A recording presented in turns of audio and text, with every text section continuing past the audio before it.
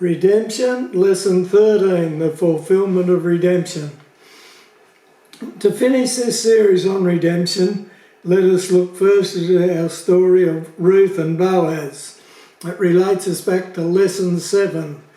It's the wonderful love story of Boaz, the kinsman redeemer. You do well just to go back and glance through Lesson 7 and see the background to this. And now we'll look at the fulfillment of it. Ruth, whose name means friend, is destitute in a country that is foreign to her. Remember, she's come back with Naomi from her land that she lived in, and she comes back and she's a foreigner. In many ways, she's worse off even than the servants and reapers after which she gleans her food, because she's not one of them, she's a foreigner. We see her come early each morning alone to work all day long through the heat of the day to glean wheat and barley to make bread. The irony of this situation strikes us when we understand that Naomi's inheritance by birthright is Ephratah, fruitfulness. That's what it means. Bethlehem. Bethlehem means house of bread. And here Naomi and Ruth are struggling just to have bread to live on. Elimelech, that's Naomi's husband, and Naomi forsook Bethlehem, and so Ruth now lacks bread, the staff of life. Ruth is a heart-rending type of mankind. God placed us, mankind, in the Garden of Eden. Eden means pleasant, and supplied our every need. But we, in Adam, rebelled against God, forsook our birthright, and became poor and wretched slaves. Our lives became a constant struggle under the curse. Genesis 3:17-19. Let's just have a look at that. Genesis 3, 17-19. And unto Adam God said, Behold, that because thou hast hearkened unto the voice of thy wife, and hast eaten of the tree of which I commanded thee, saying, Thou shalt not eat of it, cursed is the ground for thy sake. In sorrow shalt thou eat of it all the days of thy life. Thorns and thistles shall it bring forth to thee, and thou shalt eat the herb of the field. In the sweat of thy face shalt thou eat bread, till thou return unto the ground, for out of it thou wast taken, for dust thou art, and unto dust shalt thou return. And so we see mankind are living in a constant struggle, and it's the same today, that we have a constant struggle. We fight against it all the time. Particularly farmers understand this. Weeds come up and seem to grow where the crops don't even want to grow. And just to exist is a constant battle and a constant struggle.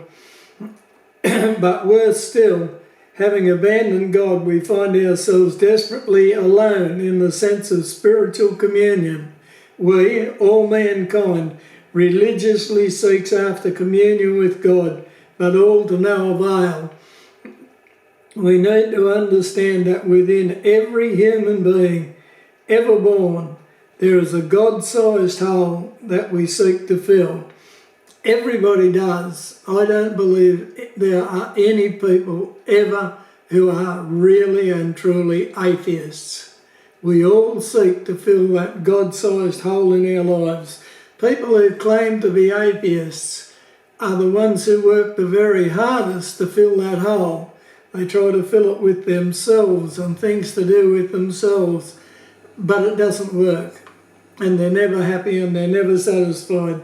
It's a constant thing that we need. In every nation in the world, there is a religion. Now, have you ever asked yourself why there is a religion in every country in the world? It's because everybody seeks to fill this God-sized hole that we have in our soul. And so we see that all mankind religiously seeks after communion with God, but all to no avail. Look back to Boaz. Boaz is a mighty man of wealth. That's what it tells us. He comes out of Bethlehem, the house of bread. So he's got plenty of everything. And he has everything that Ruth lacks. There is, however, a stigma attached to Boaz, and it has to do with his mother. She is Rahab, the harlot of Jericho. We see this in Matthew 1:5. So we see Boaz is not acceptable to his own people, and he's not married as a young man. Ruth 3:10 tells us.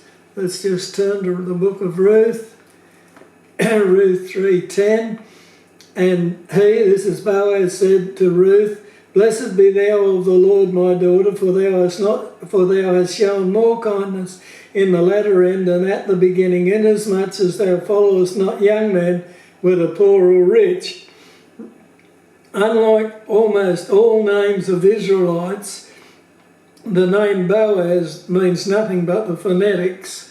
Now, to the Jews, Israelites, names were very important, and when they gave a child a name, that name had a meaning. And when we come to Boaz and we look for the meaning of his name, we can't seem to get any real satisfaction with it. Some people have told me it means this or that or something else. When I look it up in all the concordances, I find that it's just a name, just like we give our kids just names.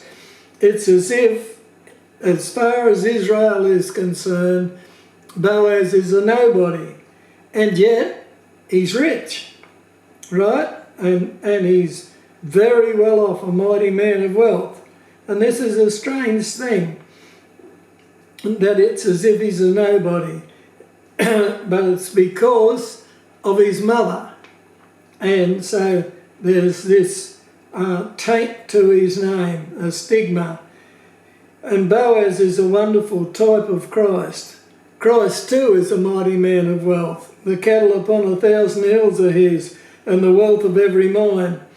All the physical and spiritual riches that exist belong to him. They are his. Christ, like Boaz, also comes out of Bethlehem. Remember, he was born there, the house of bread. And he came out of Bethlehem to become the bread of life. He says, "I am the bread of life, and if you eat of me, you will never hunger."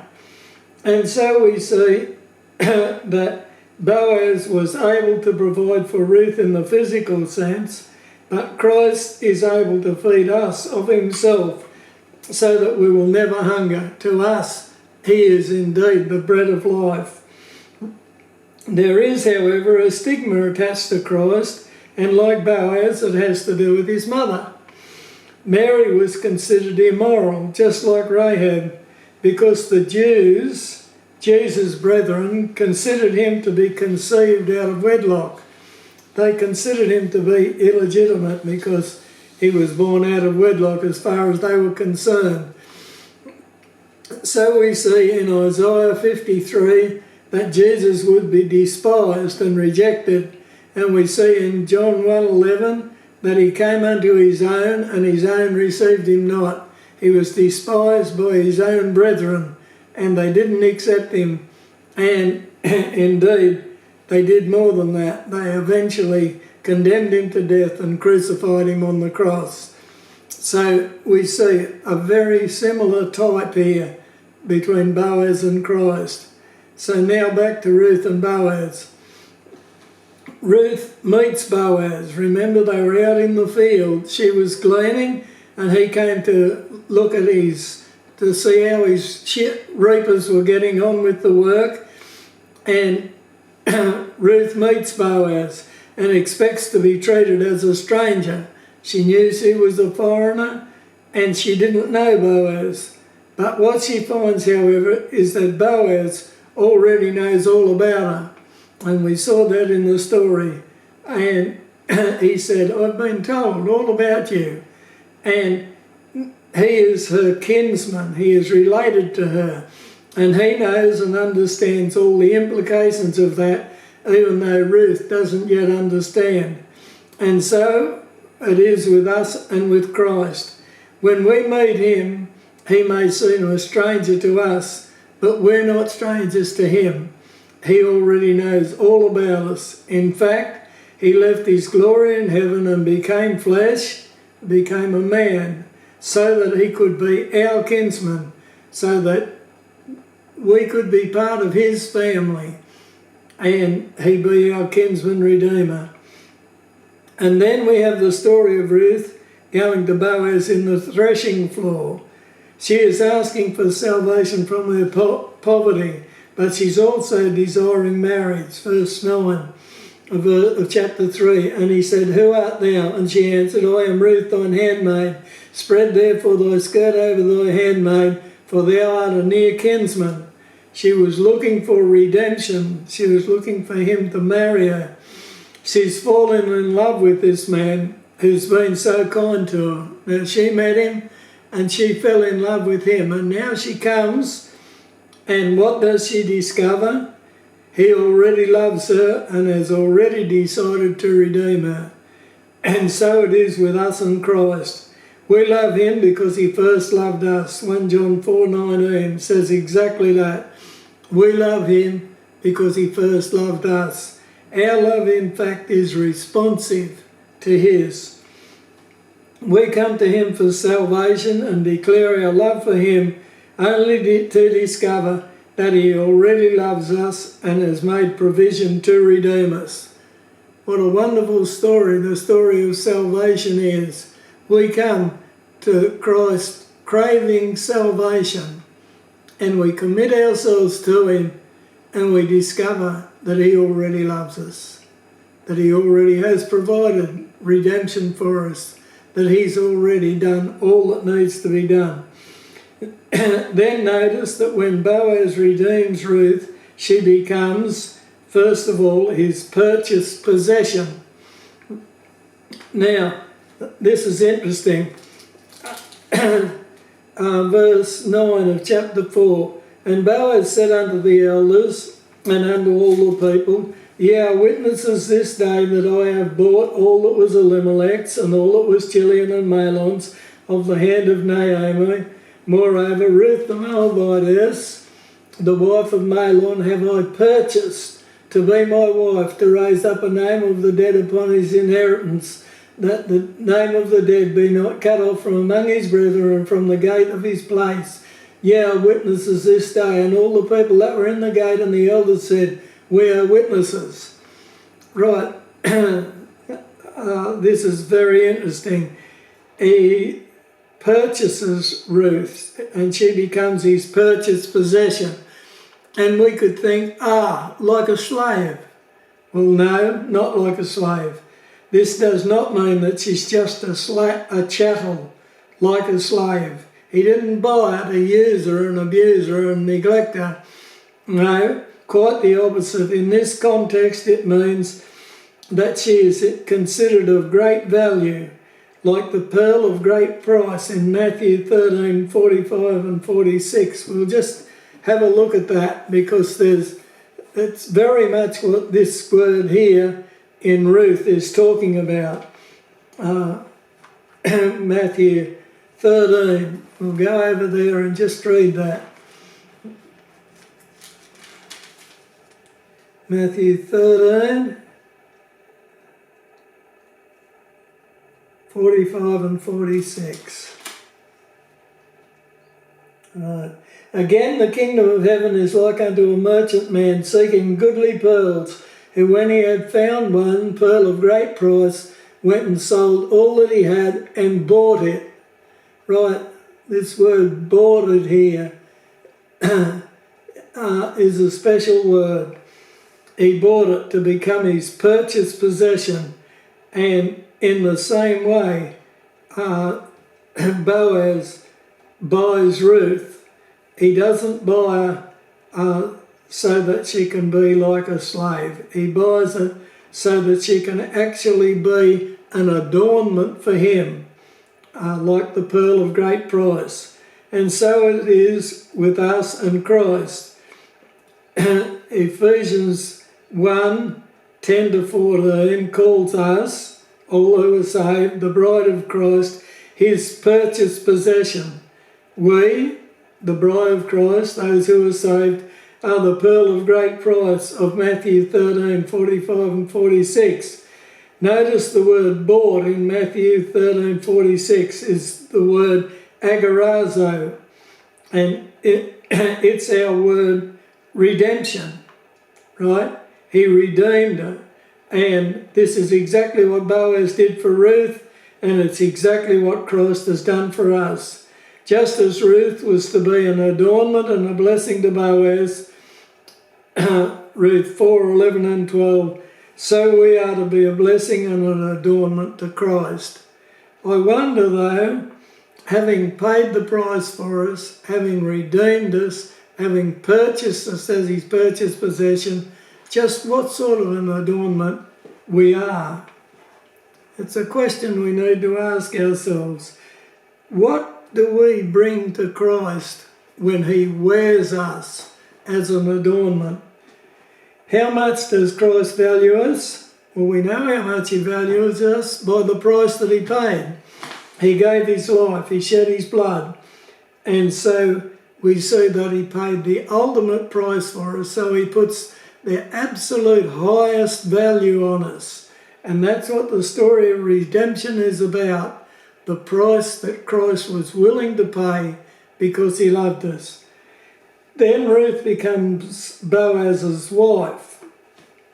First, she is his betrothed.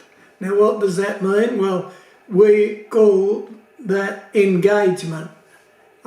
These days, it doesn't mean much in Australia, but throughout history, it's been a very important part of getting married, to be betrothed, to be engaged. In the threshing floor, he makes a promise of redemption, a covenant with Ruth.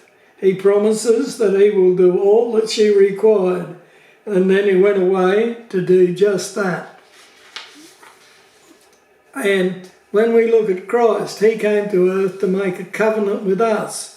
That's what the New Testament is. It's a new covenant that God made with us, a covenant of grace. Right, God giving us what we do not deserve. And he did it because he's merciful. And that mercy is God not giving us what we do deserve. And so Christ came and he made a covenant with us. He promised that he would do all that was required for our redemption. He betrothed us to him as a bride, not yet his wife. Now, when we're engaged, that's before we're married. But it's interesting, under the Jewish system, when a woman was betrothed, she was considered to be married. The man was considered to still be not married yet. Right? So Christ has done everything he promised as far as our redemption is concerned. He has bought us out of the slave market of sin and set us free. What a wonderful thing redemption is. We need to get it in our head. What a wonderful message we have. The gospel message is the good news that Christ has redeemed us, that he's bought us out of the slave market of sin. Then, after doing that, Christ went away to prepare a place for us, and he's promised that one day he will return and take us to be with him. John 14, let's have a look at that. John 14, 1-3. It says, "Let not your heart be troubled. You believe in God, believe also in me. In my Father's house are many mansions. If it were not so, I would have told you. I go to prepare a place for you, and if I go and prepare a place for you, I will come again and receive you unto myself, that where I am, there ye may be also." Then finally, Boaz takes Ruth as his wife. Now, Ruth 4:13. Ruth 4:13. So Boaz took Ruth, and she was his wife. And he went in unto her, and the Lord gave her conception, and she bare a son.